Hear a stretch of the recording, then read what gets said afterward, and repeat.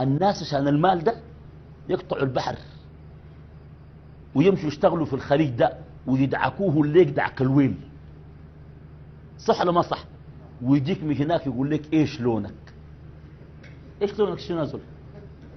بعدين شايقي مشلخ يقول لك ايش لونك يا زول؟ انت ما عندك فهم ولا شنو؟ قال ايش لونك؟ قال ايش لونك شنو؟ تكلموا زي الناس ما بتكلموا. يندعكوا ويعملون خارج بلادهم عملا، أما وإنهم لو عملوه في بلادنا عشر ما يعملوه في الخارج من الطاقة لو عملوها في بلادهم لحصلت تنمية ونهضة عظيمة. في سبيل هذه الأرزاق يفارق الواحد أسرته ويتغرب، بعضهم يذهب حتى إلى بلاد الكفر أوروبا وأمريكا وكندا بحثا عن لقمة العيش.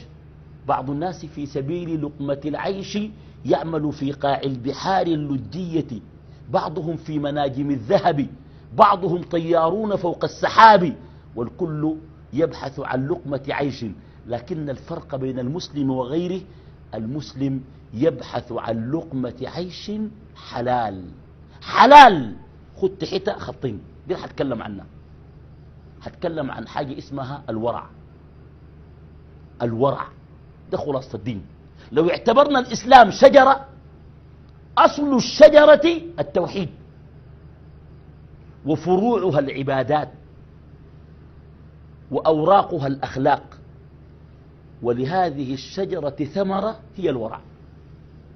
فخلاصة تدينك وزبدة إسلامك أن تكون ورعا متحريا للحلال عفيف اليد طاهر القلب نقي الضمير نزيه الأخلاق.